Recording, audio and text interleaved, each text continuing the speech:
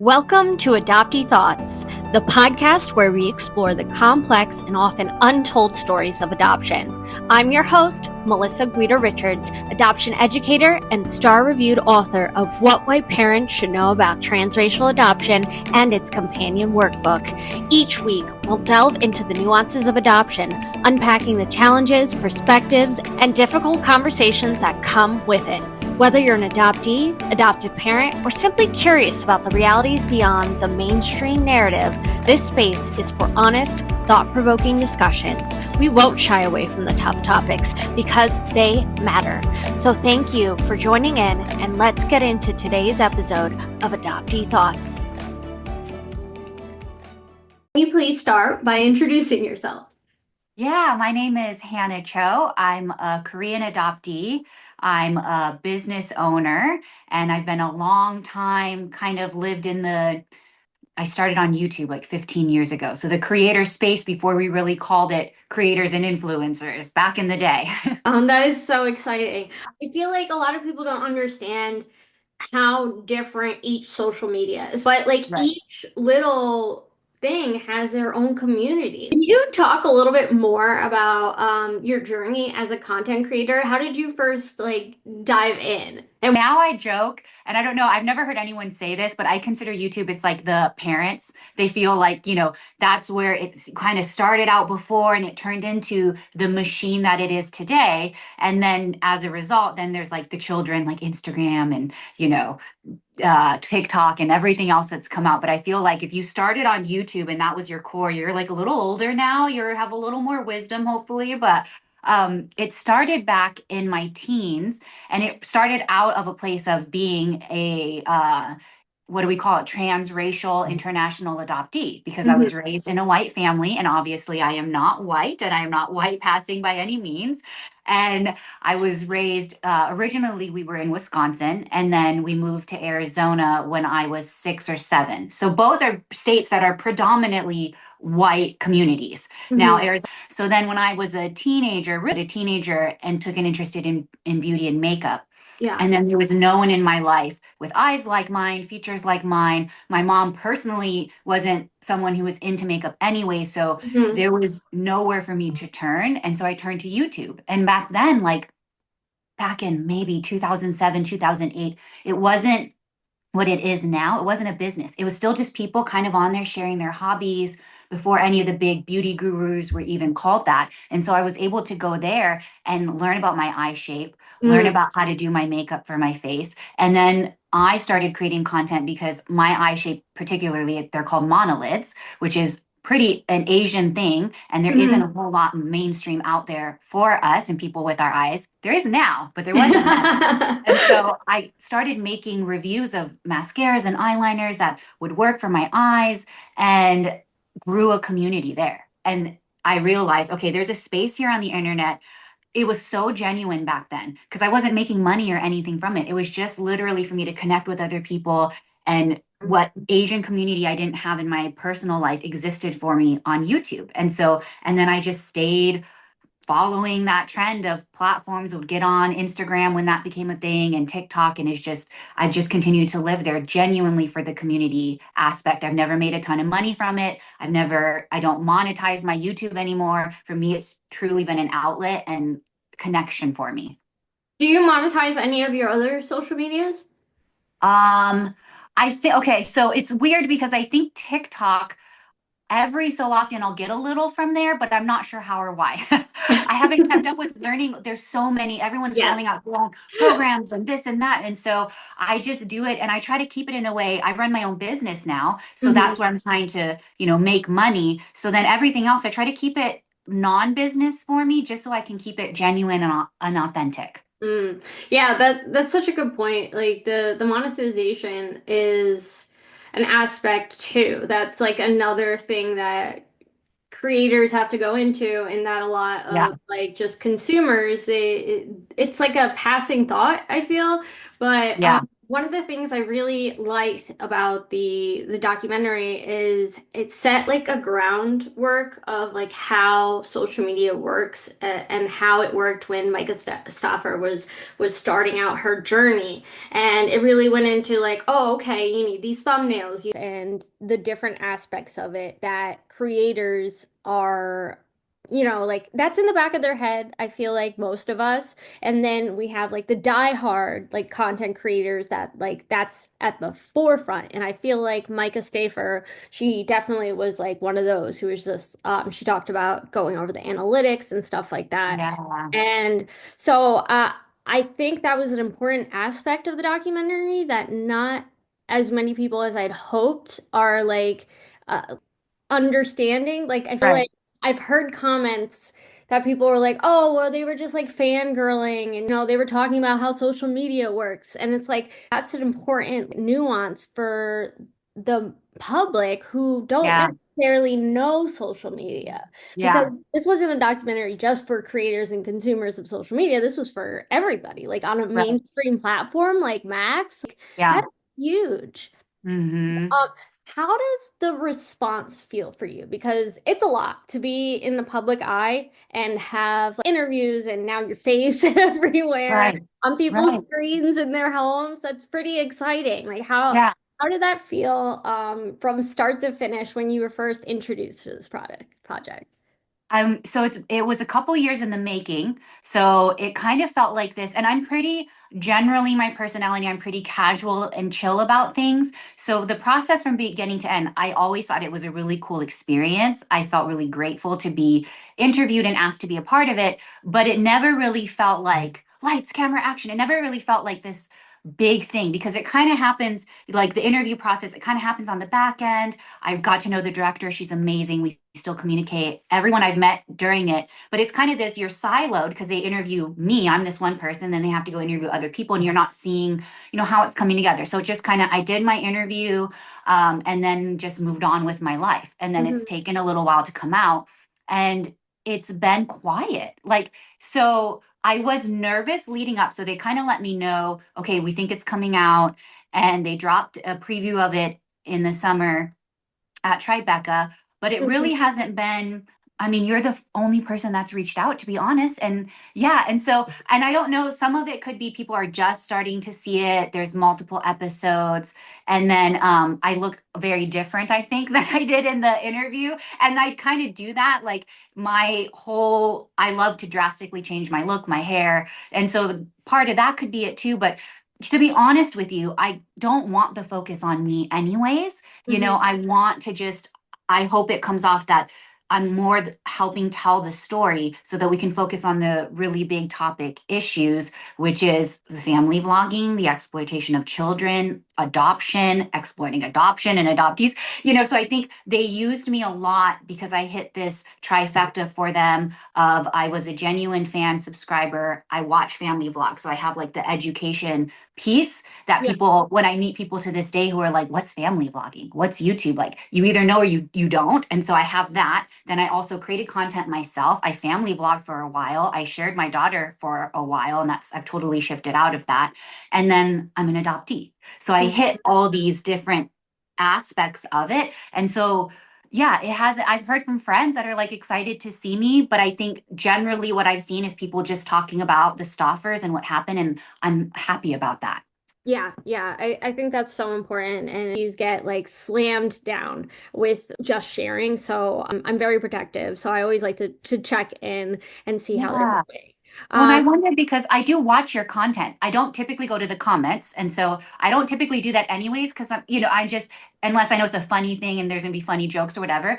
But yeah. I love what you put out there. But I can imagine you have more of a target because this is your platform. And so I feel like you probably trigger people right away unintentionally because you're like, we're talking about adoption. We're talking about what's wrong, what's right, and so then that probably sets people, I'm hoping the way the docu-series is coming out, and it is, I think the director, they did such a beautiful job with it. And I feel like they're hitting it, but not being so aggressive with it because they want people to watch and kind of take it in. And we are talking about children in this. So I'm hoping maybe it's less triggering towards adoptees and just making adoption something people are going to be more mindful of, you know, I think thoughtful. Let's that's stop and key. think. Yeah, Yeah. yeah, I think that's so key here. And that's like the part that I feel like isn't settled. Like people have made comments that I've heard is just like, why aren't they harder on the Staffers? Like, why did they Yeah. like, it sounds like they're building them up. But when you're part of this world, especially for like, there's like millions and millions, you know this, people who Hmm. watch this content every day. Like Hmm. some people are obsessed, some people are just diehard fans. And when you're introducing the idea that maybe this shouldn't be normalized, maybe there are issues here, you can't Hmm. just smack people with the truth in Right. a format like this because they're not going to listen. They're going to get Right. defensive. And Right. Yeah. I think that like with me, with my work, like I have my own like social media, so I can be very upfront there. Yeah. But when I transfer and do interviews or I'm doing workshops, I don't just show up and I'm like, like slamming Yeah. down like books and facts and Right. like, oh, face Right. this because people aren't, it's not palatable. So Right. I'd like to dig into more your experience. Like you said you family vlogged for a little bit. Can you talk Hmm. about like why you transitioned out and I think, being a part of this documentary, and again, so for me, this has been alive in my life for years. This documentary and this topic is what was pivotal in me making that personal choice. Now, I Mm, have a lot of different opinions on it just because I'm generally someone who sees all sides. Um, I want to say really quick too, I was angry with everything the Stoffers did. I agree with pretty much all the content that's come out, even the people that were like, just saying the wildest things. I'm like, I personally think it was deserved what they did, how they did it. But exactly what you said, and I've talked to the director about this, and I'm not mad about people whose commentary so far is like, why weren't they more upset or why aren't they, it is just we're having a conversation piece. And if we come out too strong, it would just be a turn off. So I just want to say that. But I think, it genuinely was family vlogging. I stumbled into it back in the day, like a lot of the original people did. yeah. Again, before I made a few $100s from it at some point, but I wasn't going, I'm going to quit my job and do this full time. It wasn't for the money. I'd already been sharing makeup. And then I got engaged and married. And then people were like, we want to meet him. So we do a boyfriend video. And then, I share us getting married. And then I get pregnant and and I did start to see growth again. So I saw growth in the early days beginning doing makeup, and then it was stagnant. And then I did see growth during the pregnancy time. And it was naive, like genuine naivety going, well, I'm going through this, I'm going to share it. And then you get 13,000, 30,000, 50,000 views of other pregnant women going, I had that same symptom. How'd it work out? And so again, for me, being kind of ignorant at the time and just seeing one lane going, well, this is genuine, we're connecting. And then I have my child, and of course I'm going to keep going. So I keep serving her up to people because that's what we're doing. We're daily vlogging. How the production team found me for the documentary was during the first year of quarantine, I daily vlogged.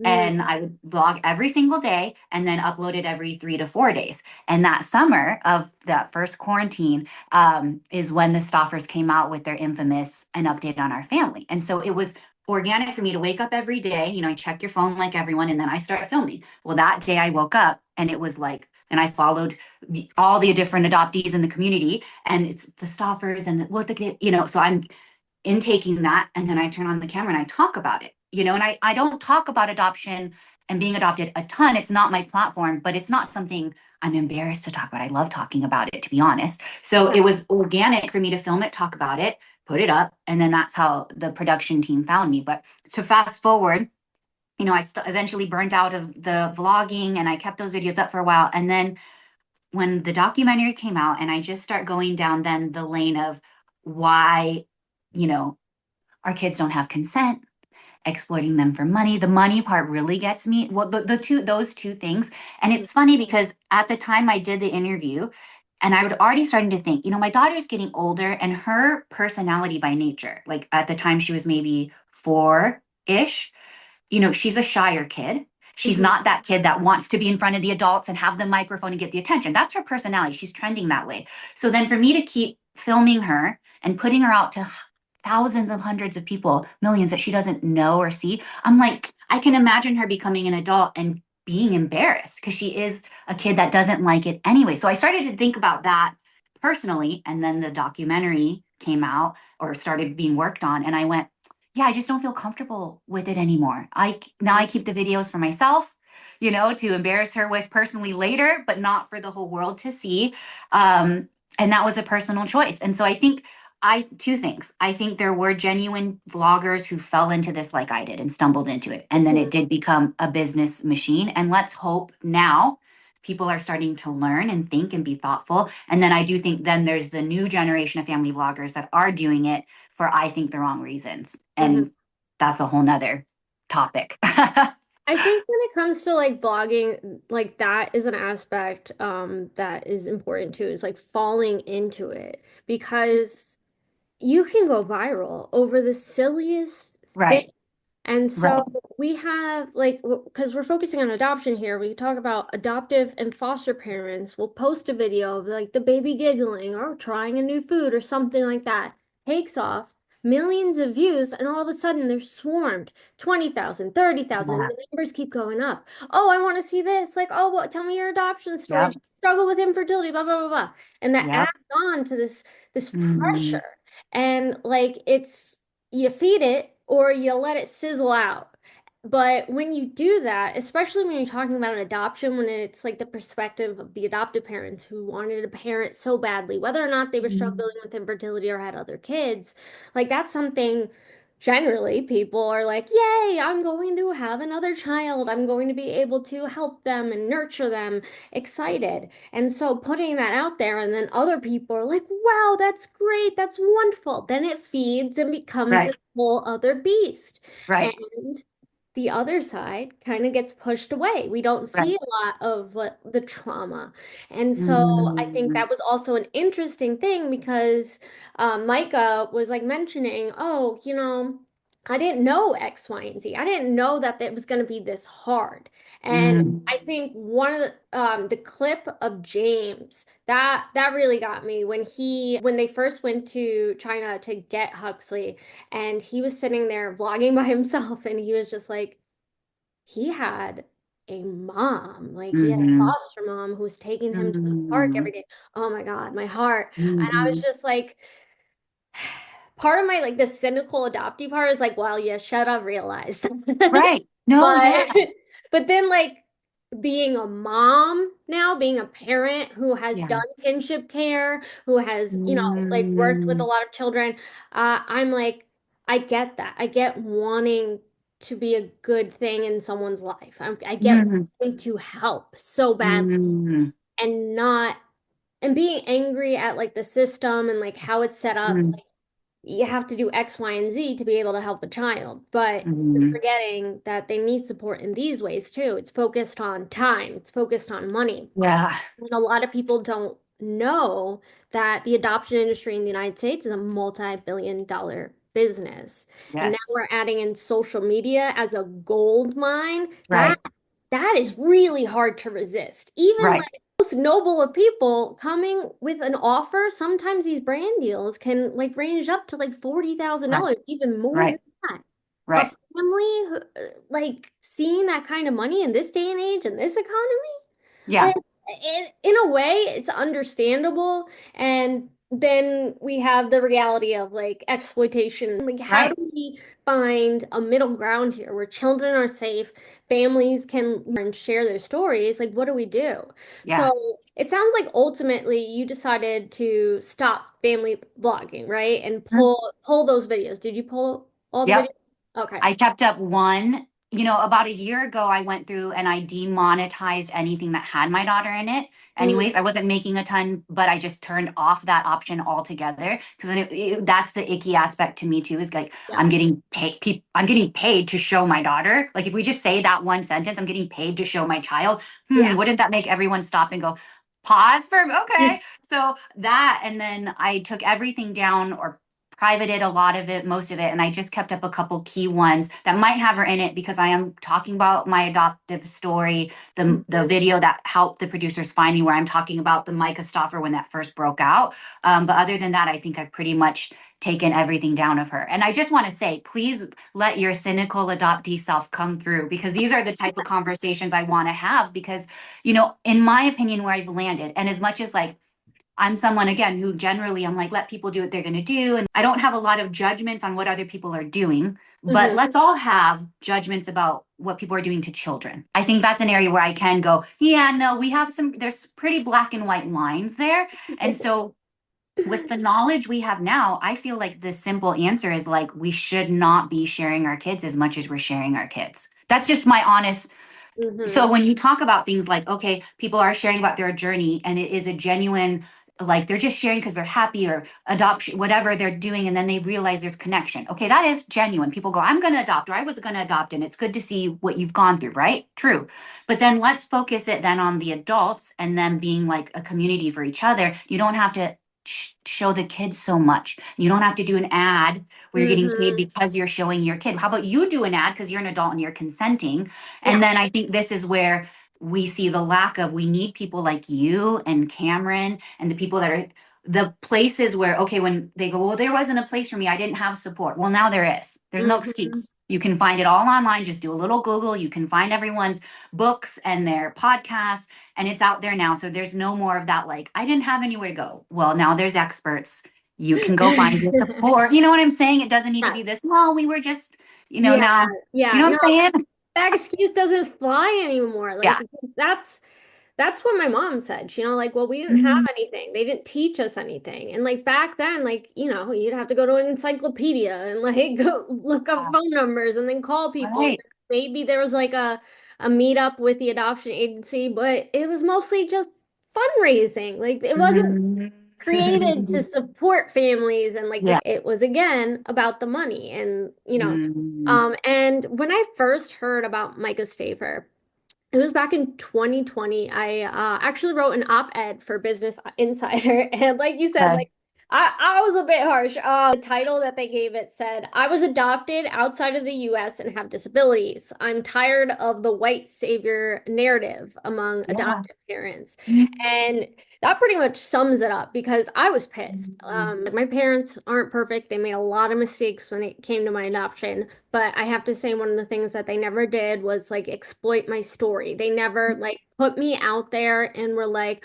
oh, well, look at my child. Adoption is great. Put them on a Mhm. pedestal, that type of thing. Because even though like Myka Stauffer exploited Huxley in a very public way and a permanent way on social media, because once you put Mhm. things on the internet, they stay forever. Mhm. But there are many other adoptive families out there who are doing similar, just on a smaller scale. I have Mhm. interviewed and talked to so many adoptees who were forced to go in front of their church congregation, Yeah. testify of, like how adoption saved them, like why it's so important. I've had like, kids who were Mhm. forced to stand outside Planned Parenthood and Wow. stuff like that. It's there, and like I feel like a Right. lot of us want to be like, oh, well, about it. It's like, oh, when I talk to family members and I'm like, oh yeah, this happened, this was a funny story that happened to my kid, but would my kid want me sharing that? I think this definitely Mhm. helped me be more aware. But there definitely was a lot of anger, and I think outcry from not just the adoptee community, from the community at large. And like in this part, I think it was part two, they showed the clips in the beginning of like people saying like, oh, if I find her, like very Mhm. aggressive threats and stuff Mhm. that the police got. And on one hand, like I think back when I first heard this story, I'd be like, she deserves every single bit of that. Mhm. And for me too, like I deep dived into their story. Mhm. Like, people don't understand that a majority of adoptive couples, when they're seeking to adopt, it's primarily pushed by the woman typically. Mhm. And most of the adoptions are kind of due to infertility in that aspect, and the man kind of, like they're supportive of their partner.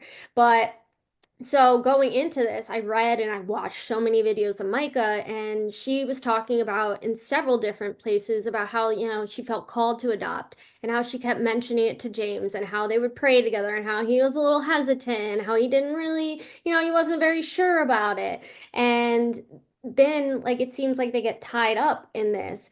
And it's a question of just like, is adoption really a good thing? As is, Mm, It's debatable, but right. people equate adoption, especially international adoption, adopting a child Mhm. from a third world, quote unquote, country, Right. as saving a kid, but they don't realize that there's a lot of risks there. Myka Stauffer is just one of many families who have rehomed children, and Mhm. there have been many adoption dissolutions, and that part of it is under the radar. Like these things Mhm. really aren't monitored by our government. Mhm. There are people, there are Facebook groups that people go to, and it's like, oh, well, I can't really raise my child anymore. And then they have like little ads with a picture. Yeah, that's The wild. child is 4 feet, whatever. She loves rainbows and Wild. trees. Like, what? This Yeah. isn't an advertisement for cattle. This is a Right. human. Right. So it's just overwhelming, I think, this Right. whole thing, because like once you poke a little hole in this, like it all Yeah. comes out. I want to talk about like the parasocial relationship aspect Okay. because I like struggle because I have a few family vloggers that I've been watching for a while and I'm like, I Right. really enjoy them. One of my Right.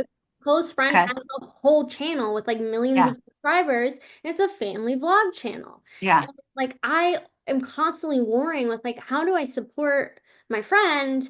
And if I look at it black and white, like Mhm. those are really clear boundaries. Like, but people's relationships, how they treat their children, where that money is going, because Mm, in this day and age, I think we have to admit that like there of need to course. be more protections in place. And I think like 2 states now have laws, but the majority don't have any laws. California has really good laws when it comes to kids. Um, and parents are supposed to set aside like 15-20% of the Mm, income in a special account for the kids. Now there's 2 states that are doing similar with social media influencing and mm, mm, adding in like clauses where parents have to take down the content if the kid ever decides that they don't. mm, There are different protections that are going in, and I think the family vlogging is something that's just not going to stop, mm, unfortunately. So it's kind of just like not damage control, but mm. moderating and finding like a happy medium where children can be protected and families can have this income that, has been life-changing for many. Yeah. Um, Right. but in a safe way that the children aren't just being left on the outside. Like, I think when you're talking about this whole dynamic, my thought in my mind is it needs to be regulated. But Mhm. the issue, just like everything else, it needs to be regulated.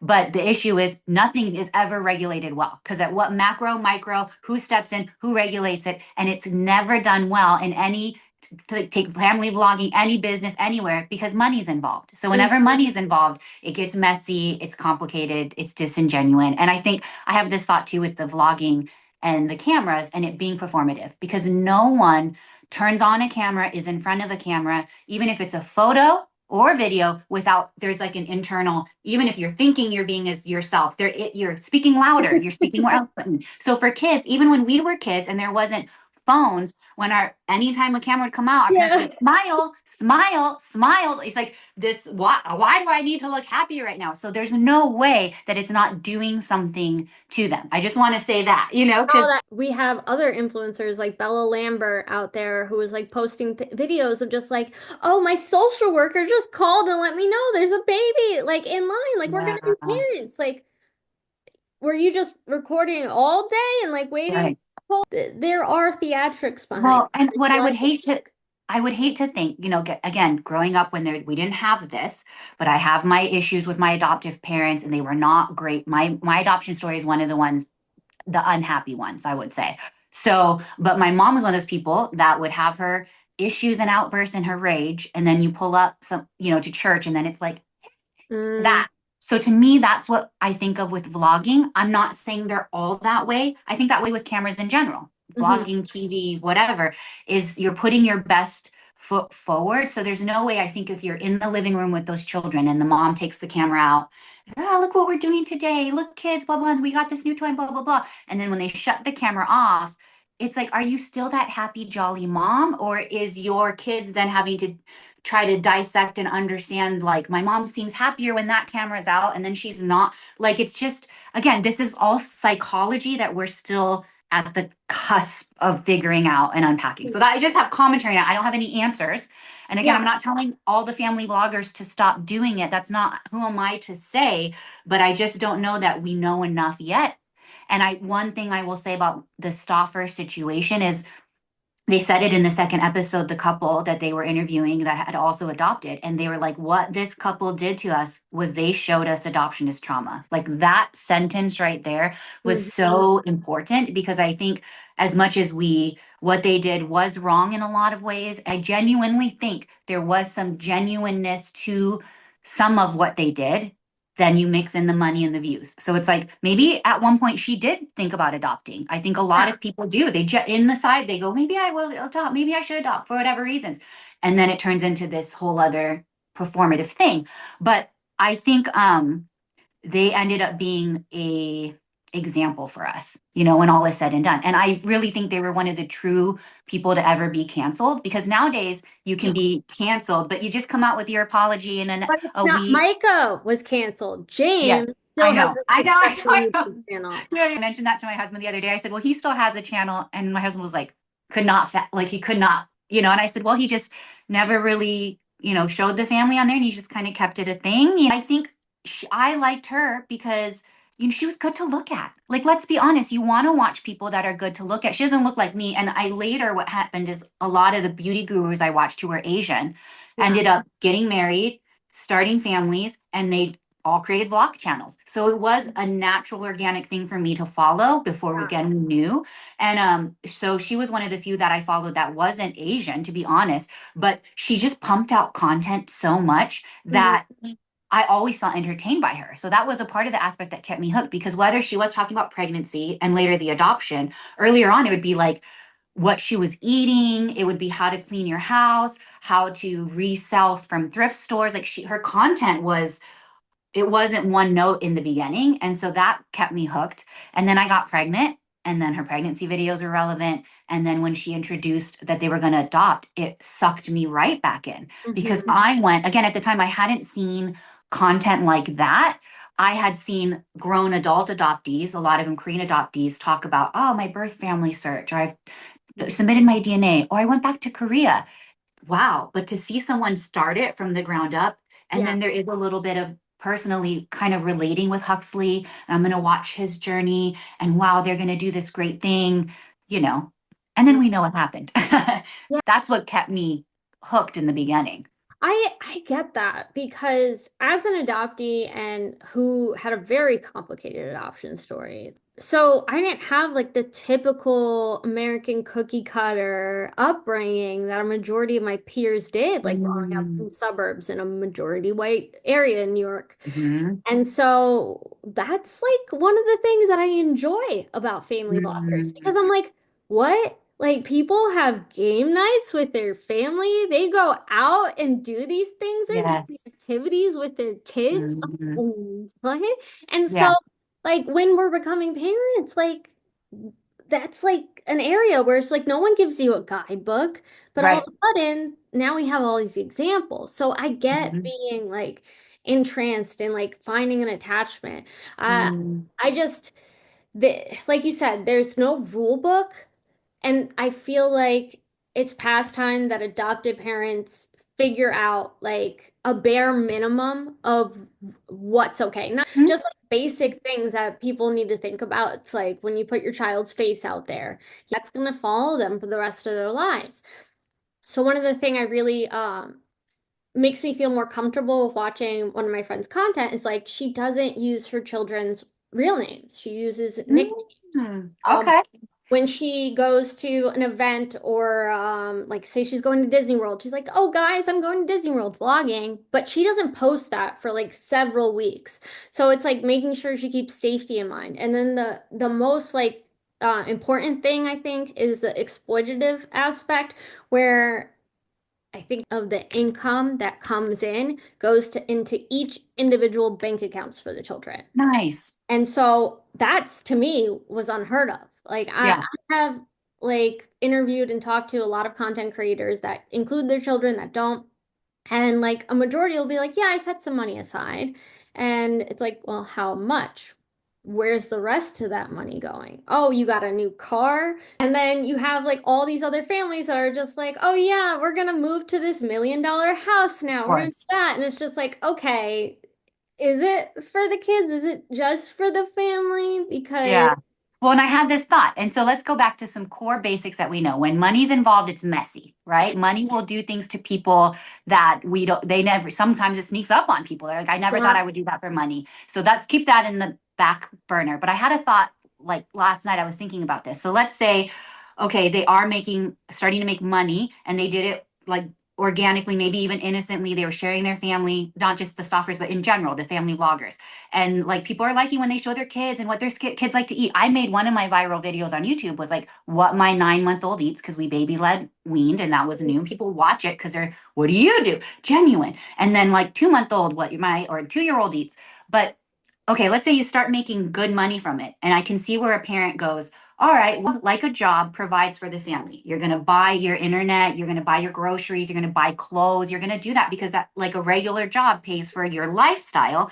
This is like a job, it pays for your lifestyle. But I think where it gets murky, and again, what we haven't figured out yet is can you do that then and not show your kids and still Hmm. make the money? And if you're really good at this and you're really talented and you're really interesting, then you should be able to figure that out, I think, Yeah. without showing them. I don't know. That's the thought I have because I can see where people start to go, well, I'm buying a new car and a $1 million house because this is our job and just we are successful at it. But it's like, was that off the basis of your kids? Hmm. Or, so that's like, and I'm not Right. judging anyone. There's some other people in the documentary that are family vloggers who I enjoy and respect. And again, I'm not trying to get anyone canceled. That's not my heart in this at all. I just want people to start thinking. Mhm. Yeah. Just let's start thinking about some stuff. Is there a different way to do things? I have seen some people start, blurring kids, their faces in their new content. I'm like, okay, and again, they can still share the content. And you mentioned, watching it's the wholesomeness of these families doing game nights and stuff. And there is again a genuine draw. I use that word so much, but of like when you have your first kid and you are not around a lot of kids, and then you're like, okay, what toys do other kids like? Or what Mhm. books you've learned like that are informative and educational and Yeah. confident building and how are you disciplining and how are you and you look to those people, And so that's where we got blurry. yeah, yeah. And then we have this adoption element. And I think that's unique for like the public. Like there's that draw because a lot of people don't understand like how adoption works, the Yeah, process. They yep, there's a lot see of the family and unknowns. they're like, Yeah. whoa, how did that happen? But I feel like for adoptees, it's interesting to see families and it's just like, oh, this could have happened like if my mom kept me, like if I was raised by my biological mom, Oh, that's interesting. she would be Yeah. going to these ultrasound appointments. She would be like so Mhm. excited picking out nursery furniture. And then when it comes to creators like Myka, it's like all of a sudden you're like, wow, there's excitement and fun in different ways. Like, oh, she was having a baby shower. She did X, Y, and Z. And then like being able to pull up pictures of my mom, my adopted mom's baby shower. And I'm like, wow, she must have been so happy just like her. She really wanted me. My Mhm. parents wanted me. Like they went through this Mhm. whole process and like it wasn't easy for them either. Mhm. And that like kind of humanizes our parents, I think, a lot Mhm. more. Yes, yes, yes. Yeah. That's another aspect of why I enjoy the content, which is interesting because like I am very critical, but it's just like you said, trying to navigate the murky Yeah. waters here. Knowledge. Hmm. You know what I mean? And can really speak on it. What I found in my personal life, to be honest, one of the reasons I don't talk about adoption a lot, and this is no flack on any of the people in my life, I love them dearly. I don't have any close adoptee friends in Yeah. my actual day to day. And so when adoption does come up, or like, oh yeah, I was adopted, or whatever, however it comes up, I get a lot of the like the air leaves the room, like no one says anything. And this happens on multiple levels. Again, I love everyone in my life, but I have a core Asian group of friends, but outside of that, most of our friends around me are not Asian. They're not adopted. And so if Asian stuff comes up or adoptee stuff comes up, often people don't want to speak because I think they probably don't want to say the wrong thing or be offensive. They don't know what to say. Well, that just killed the conversation. Let's pivot back to something we can all talk. You know what I mean? Like, No, so I it's nice to totally have this understand. dialogue. Yeah, I think that's why like the online community is so important to many Yeah. adoptees. because we can find and connect with other people. I was on the ride with her and everyone else I was watching on YouTube. At Mhm. that time, and this would have been back, in 2015, 2016, around there, I was consuming YouTube content just like every other. It was entertainment and content. And I never quite had a check yet. And I think part of it too is denial personally, because I wanted their story to work out so well. Mhm. I wanted it to be positive. I wanted it to be like Huxley's happy and loved and well adjusted and like cool. Maybe this will again create some good conversation. I didn't have that like, ugh, until an update on our family came out. And then it was like the flip. Yeah, yeah. I really appreciate you sharing your experience with it because Yeah. like I feel like people who like we're diehard fans just like get embarrassed and then they're just like, Mhm. oh, well, yeah, that was like a trend or whatever. Like everybody was following them. It doesn't really matter. But being able to look back and like seeing that our support of something and like the development of it is like, wow, I did miss these signs. Like this is Yeah. now. We change and we grow with experience. So, like, I have a video on my YouTube from forever when I was younger talking about my adoption story. And it's all positive and all the cliche things that we were taught to say. And Mhm. then I have an updated one now because I've grown Yeah. and I've learned and I've unpacked some stuff. And then I go, wow, I watched my original. That's like super cringy. My opinions have totally changed. When I was watching episode 2, there was a Yeah. moment, I think it was like after the family had posted videos of their trip to China and like coming home and like the adjustment and how difficult it was. And during one of your interview snippets, you said it was a different emotion than what you felt their channel was leading up to. Mhm. Can you describe that emotion and like what you were going through? I was sad. And I think that it caught me off guard. Again, if you're ignorant, ignorant is bliss, and you're going, oh, we're just like happy. And then that video, like core memory almost of when they first meet Huxley, and we're all, this is the thing we've all been waiting for, genuinely. And then he's scared. Hmm. And you can't deny that. We're watching it. And then this is the part of like vlogging and reality TV where you go, oh, I want to look away, but I've been watching this, I'm invested. And I think internally, micro and macro, in my physical body, I had a reaction that I wasn't expecting because it was triggering, And so I think that's when some of the dominoes for me, just the rose-colored glasses started to come off. And regardless of how much I love the Stauffers or didn't, take them out of it, it's realizing this child, this is his life and his experience. And I was relating to his emotion. He was scared, he was afraid, it's upsetting. I'm scared for him. I'm upset. When I watched the second episode, it brought all that back and I cried again because it's just, they showed it all. We watched his trauma happening, Yeah. It's Yeah. wild. Thinking about growing up in an orphanage, I was only there for about 5, 6 months. And Okay. like coming home to New York with my new family, my mom, she has told me stories that how I was like inconsolable at night. Like I would just cry and cry and cry no matter what she did. And she was like, I don't know why you were so upset. Like I just did everything. I fell asleep like leaning over your crib, patting you on the butt, trying to soothe you. And it just seeing Myka and and James just kind of settle in, I feel like they Yeah. took a big step backwards emotionally and were trying to let it like sink in like what this really means for the dynamics of their family, their relationship between each other. And so to see how drastically that affected him at that age, like I feel like you said like that was like the pivotal moment of this documentary where they said like adoption is trauma and that's hmm huge. I think that moment was like when reality became reality. Like, Another thing that you mentioned in the doc was terminology when it comes to adoption. So mm, you talked about how your parents called it gotcha day. Can you share a little bit more about your experience with gotcha day? yeah, I think I was a late bloomer to a lot of things as far as just, realizing what I wasn't okay with, what was not, what was mistreatment in my life. As a kid, my sister and I both were both Korean adoptees, not biologically related. We were adopted at two different times. And we liked Gotcha Day. It was an extra day to celebrate and get attention and whatever. It was positive for the most part. And then as I got older, I didn't care for it as much because I felt like in our personal lives, it was this day that again celebrated what my parents did as well. It was sure we got you, but then we go down memory lane of how great they were and they saved us and rescued and all this. And then there was nothing around it that supported anything else. So I've met other Korean adoptees who they had a gotcha day, but then they also would go to camps and learn about their culture and their food, and their parents actively got them involved. We didn't have any of that. So before cameras, that's more performative. And I don't care for it now. I think let's figure out what the kids and the adoptees want to do about it. When, like back in the 80s and 90s and even before that, like there was this one woman, I have to look up her name, but I talked about it in my first book.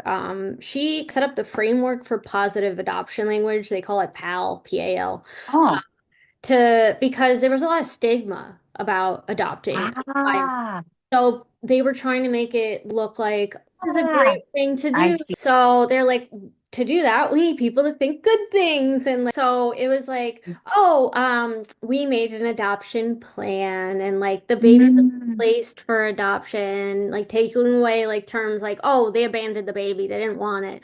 ah, ah, Problem with positive adoption language is it has the opposite effect. It forces people to think of adoption one way. There's no nuance there. So that was one of the things that I was really glad that I picked up on mhm, and that was put in there because I think that opens up the floor to have more conversations about terms like that. A big thing on social media is like celebrating gotcha days and posting children with pictures and like was mm, in foster care for like 3,000 whatever days. mm, Or again, it seems performative. Is that benefiting the child when they're two, mhm, three, don't even know social media? It's mm. another of those things. It's like the pendulum swings, right? So I can see where back then in out of ignorance, that lady was probably trying, like you said, trying to make it a positive, and then it swings too far, it Mhm. overcorrect, and this is what it comes down to me, because I can imagine there's people out there, and when people like you and other people that are shining light on the non-positives, and they're like, oh, you're gonna ruin it for everybody, or Yeah, whatever they might yeah, say.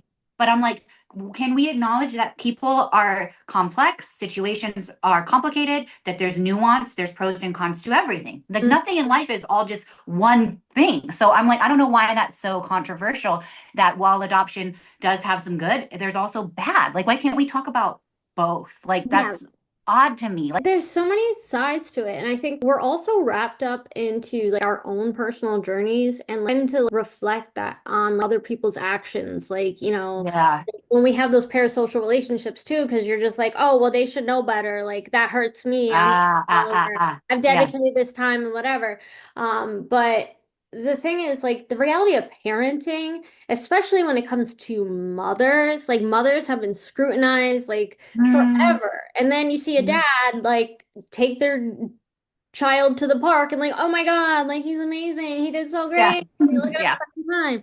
And so when we add that in with the adoption nuance, like I get like Mm, how enticing like that positive narrative yes, is. yes, It's like, yes. wow, look, you adopted a baby. Wow, that's wonderful. And getting Yeah. that positive reinforcement in psychology shows that positive reinforcement, you're going to keep doing the thing. Right. So Right. Myka kept posting. And Mm, then like when they kind of tried to phase away with it, she mentioned that like Huxley was grieving and that he seemed mm, uncomfortable, so she was trying not to post him. And like that, like I think that really made me more aware of like her as a parent kind of being mm, smacked in the face with reality. Because I mhm, think we all had that moment where we're like, I fucked up. I mhm. fucked up. I need to do something different to support them. Right. But I think there were too many voices, too many people, too many kids that, shape this to implode. And I feel like we, as like parents and adoptive parents, like there needs to be room for them to complain because adopting a child is not easy. There are Mhm. like traumas that that child will have to work through, potential disabilities, different experiences as they get older, that will come up that, we don't have a lot of guidance for. Now we have a lot more, but it's still Mhm. in the beginning stages. So it's like, can we expect adoptive parents to do better if Mhm. we're not open to having these discussions? Because Right. I see it on the other end too, where adoptive parents will mention they're having a difficulty without identifying information. And sometimes like the internet will come down hard on them too. So I think like seeing Myka struggling and then the initial just like, wow, we didn't know that opening Mhm. ears, it kind of reminded me of like postpartum depression. Like how Mhm. everybody That's is a like great, yeah. so happy to meet Mhm. the baby, but then the mother gets pushed aside and like she's tired, she's feeding the baby at all hours of the night. There are things going Mhm. on behind the scenes that are hard. And I Mhm. think that same thing is like when you adopt a child, even if they're a baby to an infant to an older child, there is going to be an adjustment period. There are going to Right. be huge changes. And I think families in general just need to acknowledge that you're not going to enjoy every single aspect of parenting. Right. Well, you're human. Right. You're going to make mistakes, but also having feelings is okay. It's okay to Right. be frustrated. And Yeah.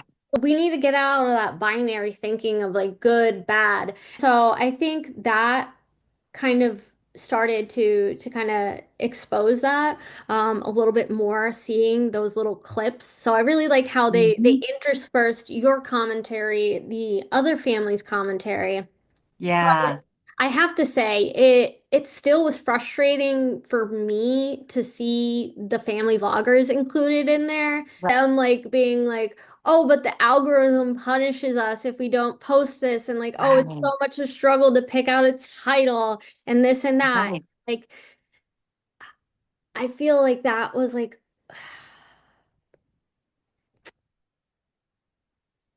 what's the word for it? They kind of seemed oblivious, like Yeah. to miss the I whole point of I this. know. Well, and I kind of like, oblivious is a good word. And I kind of like that they included it in there because they are showing the lanes. So these are people that are in this lane that aren't thinking about all the other parts of it. And The so we're blinders are getting right. So we're getting to see real, true. They're laying the foundation of like, so if you go to someone, again, that's watching this, that has no concept of YouTube and vlogging and sharing your life, why would anyone, the question is, why would anyone watch this? But also, why would anyone do this? And so they're interviewing these people that are like, this is why we do it and how we do it in the algorithm. And I kind of love that. I felt like that was a real moment of them sharing, like, yeah, the algorithm, you got to feed the algorithm more shocking things. And I'm like, yeah, it's so true. So let's talk about that. I'm glad they put some of that in there so that, again, I think the director, she wants people to have dialogue from this. So hmm they're going to put it out there. Yeah, the algorithm wants crazy stories of our kids. And then it's like, well, now we can decide and we can go, huh, what do we think about that? We should talk about this, guys, not just someone going, you should or shouldn't, Yeah. keep it real. Did you have a chance to talk to any of those other families? Like, you guys never got to interact at all? Mm-mm. That's why Wow. I told you it was such an interesting casual Yeah. experience because it was so. And I'm in Phoenix, Arizona, and then everyone else is other places. And I think too, this is what I've learned from this back end is they don't always know how it's going to end up, how hmm much they're going to use of people. I think the director, they didn't know where the story was going to end up. And when they first interviewed me, I was like, what is this about? Can you sum it up? And they're like, we're still not sure quite yet because it's this huge topic of family vlogging. It's this huge topic of adoption. They're trying to meld it, thanks to the Stauffers who did it, melded it for us, and then they're trying to unpack it. So I think, yeah, there wasn't a chance for us to really go, we know what we're going to be doing. It was like, let's talk to different people and then see how it comes together. There are many, many, many, many families that are doing this, that are flourishing like this. And then there was this one vlogger, Nikki Filippi. She wanted to adopt a Mm, child and canceled the adoption because the law, I think it was Thailand, they weren't allowed to film for a year. So she was already successful, but then growing her family, she was like, I want to adopt and become a family vlogger. And really? they Okay. literally stopped the adoption because of that. And that was kind of like a huge scandal because it was Of again course. off the edge of Myka Stauffer's whole Right. thing too. So like it was people were starting to be like, oh wow, like Ah, huh, this is a thing yes. people are That doing. evokes emotion right now. There was an article by the New York Times diving into mommy run influencer accounts for little girls in particular. Ah, And I think that like really opened my eyes because it went into like behind the scenes and like, getting gifts, getting collaborations, making these little mm, girls like wear these outfits and do these different pictures. I yeah. think hearing more information and then like seeing kids who were once part of the family vloggers grow up and share their stories. Like you said, I don't think there's a lot of excuses left anymore. And like we all need to be aware that most parents Yes. are well intentioned, but they're Who all aren't filming it, who aren't posting it online for money. Yes, I would, because that's the part that I'm like, okay, so that Nikki person, I hadn't heard of them, and I haven't gone down the whole of current families and adopt and all that because I don't know if I could handle it quite yet. That's yeah. just to be honest, without being like, oh, it's so cringy, I can't. But I think like the way you sum that up, and I go, okay, if we're going, let's center around the child. And Cam said that so well in the documentary. He's like, I'm Mhm. trying to make this so we're not centering around the adopters per usual. But like, if you're really adopting truly for a genuine place, nowadays you should know you're doing it because for the child. It shouldn't be Mhm. for you or filling your hole or your need or you want to be a good. It should be for the child, knowing that the child is going to have their issues and trauma, just like any child, right? So, and even biological parents who have their kids for the wrong reasons of like, I want to feel fulfilled and I want to live vicariously through my kids, and then they F them up. It's the Yeah. same thing applies to adopting children if you're doing it for the wrong reason and not centering the child. So, if that vlogger, for example, if they couldn't film in Thailand, I'm like, but if your content was genuinely around sharing the experience, then if it was genuine, you should have kept going. Because then the Yeah. genuine, you wouldn't get any of the footage, but you could talk about it. You could talk about it and go, they wouldn't let us film, but we went, and here's our, because then again, you're not having to exploit the child. So Mhm. that answers that question for me. It was about being able to exploit the child, even if Yeah. they wouldn't call it that. That's what it was. If we can't film there, we can't get the content, we can't show the child and that. Then, because I'm like, then it wasn't for the child. It was Yeah. for the views. And I think like we need to That's call my it a spade opinion. a spade. Yeah. A lot of these family vloggers are selfish. And then when you add in these adoption and foster parent vloggers, like a huge portion of them are very exploitative, also very self-centered in what they want to share and their narrative. Um, Yeah. and Because I think a good example is the other couple they interviewed in the documentary. And it's like, let's say a couple like them, they said they happened upon the Stoffers because they wanted to adopt as a couple to complete their family, start their family. They found the Mhm. Stoffers. So let's say a couple like that goes, well, there wasn't a lot out there for adoptees or to people interested in adoption. So we watched them. A couple like them could totally go create a channel and talk about adoption and never show their kid and do Mhm. it for the right reasons. Here's what happened for us. Here's the test we had to do, and not have to give any information about their child. And it would be just as respectable, just as informative. There's a way you can do it that isn't exploiting the kid. Yeah, yeah. And like That's my thought. I get the drive because like you mentioned, like as an adoptee, a lot of my experience revolves family. Yeah. So my family growing up and now my nuclear family now with my husband and my kids. So Mhm. like part of me was like, I want to share these things and these changes and the Mm. nuances of being a mom, but like sharing it in a way that doesn't exploit my kids. And so like Yeah. occasionally, I would say like maybe once or twice a year, I'll do like a short family vlog. It's like, oh, we saw this show on Broadway or, Yeah. we went to New York City. But going in and like making those videos, like non-creators don't get it. You need all Yeah. these clips. You're editing it. You're figuring out, do you want to do a voiceover, commentary, caption, title, all these different aspects for a few moments in time. So it's like, what are we doing here? Like, am I Mhm. doing something that is good for my kids? Like, what do my kids get from this? Or is this just for me? And Yeah. at the end of the day, I had to admit it, like posting these Mhm. videos. Really, they're not for my kids. They're not going to watch them. They can if they want, but like Right. at the end of the day, it's not for them. It's for me to share my experience. And Right. that's the like the give and take Yeah. when it comes to family vloggers and a lot of adoption influencers when they get defensive, they're like, "Well, adoption is part of my story too."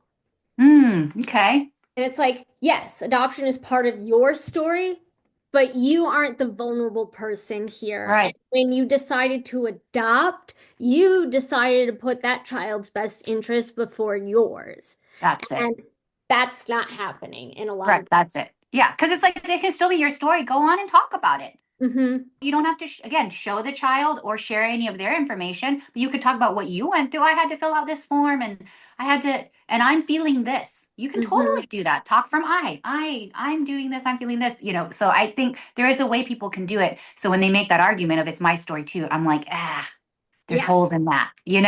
And it's nice to see that because content creators like yourself who are like, oh, I don't want to do this anymore, switch gears. And then there are other like mom and dad influencers who do parenting content that Mm-hmm. rarely or never include kids. One of my Mm, favorite foster parent bloggers is Laura, and she does like these scenarios or like skits to teach people about, ah, but never once has she included her children. that's cool. Um, her and I have become friends, but like before that, I didn't know her kids' names. I didn't Yeah, know that's how cool. old they were. I didn't know what their favorite snack was. Yeah. But if you think about certain things, you're like, wow, I know all this information about this random person's kid. So I wanted to ask you, like now with your content, since you've moved past that, I really love what you're doing with your business. I think it's super important and like finding makeup that fits like Yeah. different, ethnicities. Like people don't Yeah. realize that we have different textures, like the Yeah. undertones and stuff. Yeah. So like Mm-hmm. that's another thing like, I connect with. So it's really Mm-hmm. cool to see how you took that and um how that inspired your business. Has social media helped your business flourish? Like, is that an avenue that like is not just creative, but also is helpful with getting like the word out? Yes. Definitely. And I think let's go back to like social media when it started and before we knew, it's called social media. We use it to be social and to share information with people. And now it's turned into like it's business and marketing. And it all goes, to me, that all goes hand in hand. And Yeah. that's where some of my friends that are innocently, their only followers and friends online and their accounts are private are their family and friends. So when they share their kids in the zoo and all that, it's like, yeah, because it's social. They're sharing Mhm. what they're doing with, they're doing it in a way I think they're private. Social media is phenomenal. It's where, again, I decided to take my content back to where I started, which was beauty and makeup, connecting with people who look like me, who have features like mine. And now I can go back to that first passion and continue connecting, continue finding people, continue taking feedback. It's been wonderful. When you made that refresh, we talked about it a little bit earlier. What are like the top three things that you thought about now with this shift? Like, Yeah, one I would assume is like removing your child from the content from like the daily vlogs and stuff. Like, was that yeah.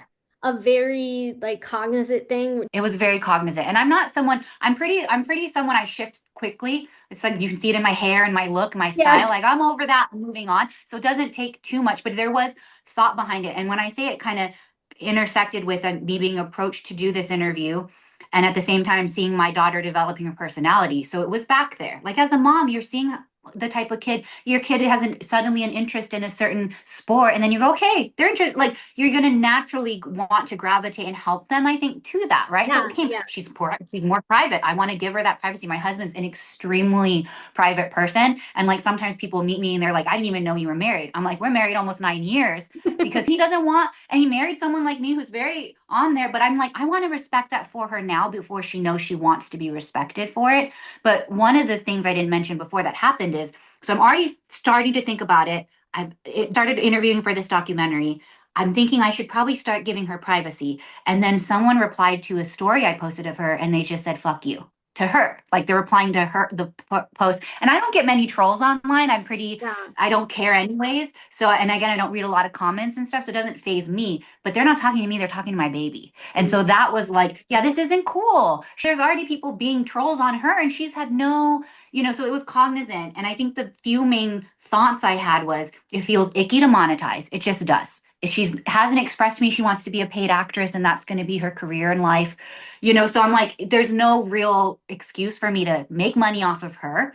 And no other parent outside of entertainment does that to their kid. They're like, let kids be kids. My kid's barely trying to figure out how to do addition. They're not like, why am I going to make them make money now? And then privacy and just giving her that. Like, we didn't have digital footprints as kids. We have photos in our closet somewhere that are prints for no one to see but us. So why I want to give that to her, It was a pretty quick shift. And I had to play around with my channel because I had, hundreds of videos. I've been on YouTube since 2009. And I had to, that was a gradual over the last year of like, what do I take down and what do I private? Okay. And I had a moment where I was like, maybe I'll keep up some of the big ones of her that seem like people were interested in. Like some of my pregnancy, I did keep up one for a while of like when I first introduced her as newborn, because I went, again, giving the people what they want. They've been following, they love me, they're going to love her. Some of her eating videos that went viral. And then one day, and like a while back, I just had a thought. I'm like, who cares? No one really cares. All these 90,000 people that have watched this video, they're watching mine and other people's. So there was no good excuse to myself to keep it up. Mm-hmm. Right. I don't know. I just don't have a good excuse.